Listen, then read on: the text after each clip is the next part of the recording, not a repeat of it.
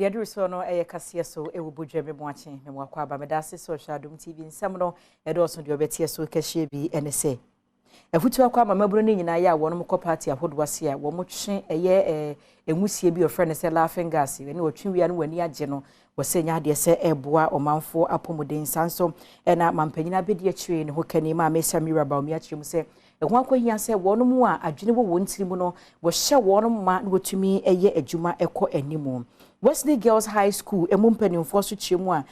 wonum ehia mwapa antimpanimfo nkeka won ho na omaye wonum emwa we ne nsam wahodo bi na mde so mo se bedwam so kase wuhia me ya freme anoche wa ba adwa se wa share so see dem live e wo Facebook and YouTube DSTV and Go TV so nsempe obinya bi na wahwe afentremu no me fanto so ema Ajibakwa ya pa no memu so hwe yenuane ne ensuo ho nsem so ne papa ye Food and Drugs Authority no wo mo de kokobo emu odi akwa mankanka mabunu no ya wonom ekọ party ahodo ase a de ofre ne se eye nitrous oxide we no ade bia se wo drobem wo mo twe nti musie nkwa no wo twe na amana ni age pa ya wo ye ne ho hwe ya enyeye na ye ne Dr. Olivia Ajekumbo Aboaten wono no ye director at the Tobacco and Substance Abuse Directorate no and wo chair mabunu se wo srada sa ade na wo mo afrase no no mo a wono ma no wani age no embo wo mo nipadua but see use no akopie ye in pubs ye in night clubs ye in parties ase ena omo de gu balloons mu na omo ehu ase ama omo euphoria na ase ama omo asere e be affect your body and some of these effects ye it may ma omo nya low bp it may ma onya anemia asa wonam na omoja swate ne ade ubenya fainting spells ubetimi kura twahwe and which was aka de to aso say esan say wonum say dre ema no eto aso pia ede wo haw ebre wonti wone EP akabo mu a wo beti wani ahye say nubone yekoso e wo clubs awodo ni nyina Ghana ha kra omo regulate chemicals including nitrous oxide ye EP ya draw EP attention ye ni omo be ka bom na ye hu kwan a ye be fa so a inappropriate uses yana misuse yana kwan a emfata no emra ma ho kwan no ye be si ano kwan Adom kase tisi montene ene omanfo bi atwetwe enkomo e musa no mpese ye de wanim ebaba kasafo nyine so de nanso wo kire de wo twesa enhusie ekomu a eye wo mo ewo nipaduam o kire se wonim pa se betimi de sunsun so bone abre wo mo nanso atenka wonya wo mu ne de enya de obetimi akyerase. To the best of my knowledge, the first time I saw was like 2 years ago. It's been in the system. Almost every club, pub had some. How does it work? Or you inhale and you exhale into the balloon really quickly. Then the gas takes over, you just start laughing. Like you be laughing like? Or like really loud, uncontainable laughter, just bursting out. Like there's something happening, a comedy show happening, but there's nothing happening there. Ye free hodom na afi ye concern for emwa na Samira Empowerment and Humanitarian Projects ye dwumadi esonko ya Ghana mampanyina bedi echi hokani ye maame Samira Baumia wode ahyehye so wo hwe na afi empuntuo ye wose koso wo schools ahodo mu no ne nyina obetumi aye na watwa homamu ya wabie learning and literacy center no e wo Kanda cluster of schools na dwumadi no wase no na mampanyina bedi echi hokani e de afutuo ni adeswede etompanifo nyina nim se ho akohia se nkwada wo no moba na wo mo adwene mu da ho no no wo botaye pese daache no wo ye bi papa boa oman no ema ne mpanifo mo nyina keka wo ho bom wetime boa sa nkwada Mem se me baha a few years ago and omo ka kire me se omo wo edan bi na so enko munya ya omo de beye library na me so akenkan se meda makoma so nti me se ene ese me di ho dwuma ene menya aboafo a omo aboa yen omo adom yen a ene de ye bia no a emoframa no omo ani age a omo wenya library ene omo so wenya ICT center aka ho san se ye de computer so aka ho se beye adesua no bekonenim to afua be de akira wo sha adesua ho nsam so gift chuma mpofo ekodwumadi yasibe na wono so editu ya se de adesuafo empese obesua de ne mum wombufu kura wo koso SS so ajapade te se de koso e wo korobia Asante Technical and Vocational Institute mu no e ya de a ha dwene pa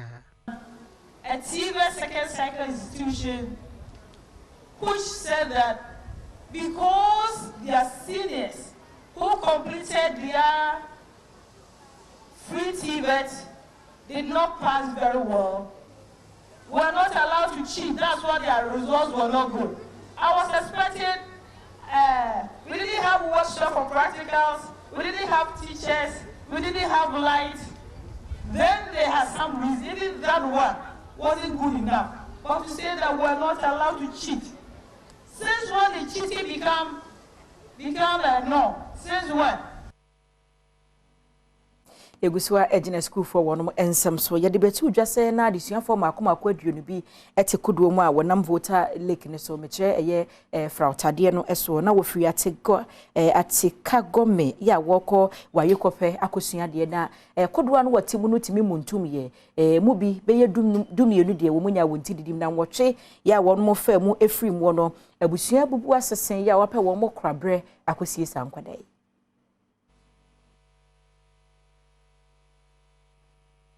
Mr. Senya, Aquadano Bacunia Brody to say, you could sign ordinary sign rice or no more, Akasa no intimacy. It is called movie, no, only pattern in Abbey. It means you mean Akosha. Me buy no, let me do Sissy about to Chronosu. Sissy no, I made the bar to Chronosuna, forward, she said, Miko and Papa for no, Sissy no, the Sansa Quay. Emofra nwotwe nyina enra bena na abusua epe wo mo krabre wo mo a erade di wo mo afofie yi a wote ase e kyerɛkyerɛ ohawa wo fa mu ewo ensuo no eso anya ko de dia no na ye ko dia ko wo ade bai na ko no yo na ko no sensula na ka kama sana bin bai na wo tueti na lipa na ka taba ilimu from na motive esukufo a wo hwere won kwa wadi bese emfie ensia ediko edunan emunsia eye mema na meyenu eye ma maame a wo hwere ema meyenu ene adom kase etwetwe enkomo ne Africa ati baba iti bot ba ya wo fo nyina ma bansia no na mi tamenya me ma me nya me mu no na mi ntimi ntina fio ti fie ntwa me nya me hu me ba dia ne no ma ngwa kwane na mi ni da so dia o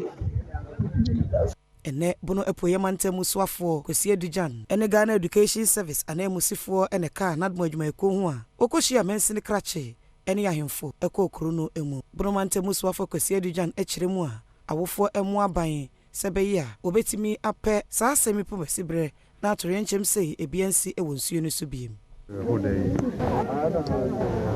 It's a case that as a government or as a people, there's a need to me this year. In their quest for knowledge and their desire, so on their acquire knowledge in another place. In free hold on your concern for Emwana Wesley Girls High School Wegehe, one more Eddie Adishredia Tumpany for him. Nanino, a Jumedia Stronkoya, a course, and a Jumedian watch you know, very Reverend Stephen Benson, on way assistant head academics, or they to Adom Cassian who say, a walk where he has sent penny for one more free school work or mature old student, and I say one more can be a womb, Ghana Basia, yes, young Monsieur Hon Samso, okay, can one affair, and what, yeah, who here said what they must school, now said your muddy name city no mujinastrono, or because we're creme one or somewhere penny for share one fan of one. And Crasher de ma our four, and they say, Abo friend dear, Oba Hadia, a womb, one results not to me yet, come on. Ni Nejina in Kitamdia, a church for a school for no war, and they once saw one at church for July 4. Quite be brave sooner, Yabwam of Frano. Intino Sabofrebi, let me a trama year. Our phone so here. I was say our phone so bown. Now, the only here, Titu and Crat about the Bessiade. And Omedian some, a son Sabofrano, say a comdina, want to finish. Chief Executive Officer Edema Strategic Dynamic Consult and so at the futu Emma a school fui was sanso at the adisede eto awofo enim se womo emamo ewo womo esuku ehwem mo se de adisian oyada no boye zen papa nti enyo bi mo so wasena no no nche to wesa gu wim na kede and support oban mo be den bia or de enya akaze kakra obutum drama ban so drama omofraba na mo be ya nkunyimdi ewie pe Emfi hono wan yen consent foforo emu a ensuka krakate agu wasante achema gugu ene hwidiem ekrom ma akofo hawpa na abasabra me no ka say omanfo dodo na nya baabi a wondi wonti beto na adan wodo kra na eho aka no Collins SHS boys dormitory ni say eno eho aka APC basic school ho aka hwidiem Methodist school so ho aka me no ka say kra nso no Collins SHS duani baako wapra onipa baako kokoma amofo fronso de wafiri mu a ayare hosem so for big school no urban and no better so no accident and I'm say the accident na see and no say accident see wa here can see on my accident see enti and no say mema wa here na mema bi ani fia no kobo apundu o ye fi ho no kobo mu no obi anhwe na mema de mensa mienu ko brum ti na boy bi pie boy no kro ye nurse ni nti opie bae no ana minimi na boy no bowura kan no obie gate no no ntimi mbie enti obie odi force bie no twen bla na kakla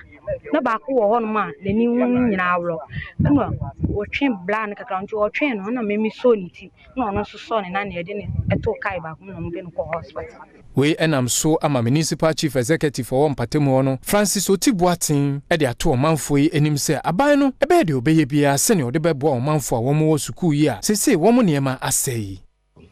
APC had principal on which is assassin Badwam ne dambe preso in fact na when say no kon ne dey na serpent na so ye ni ati na say anapai to me kan ba me hwe say dey ati nti ba na say ye hu say the primary schools be say trade ne nyina so apa dia ha jin cry APCC ICT room computers here one day and a mom already assume one day nafe nipa bears almost 890 more computer room bago publish as far pama computers in us say na you mo ye go ma edin say okay second so APCA so also in us na so Municipal Director Edema Nadmo e won Mpatemu Patrick Kwachi enso e de nsem sei na tudwa ye frɛ agogo APCC demonstration omo computer lab so apa ama computer lab etimi taking kwala be 880 from apadan so nyina ama akoto baabi ye call demonstration be so a eno so saa omo so omo classroom block no nursery abu na omo kindergarten nyina abubu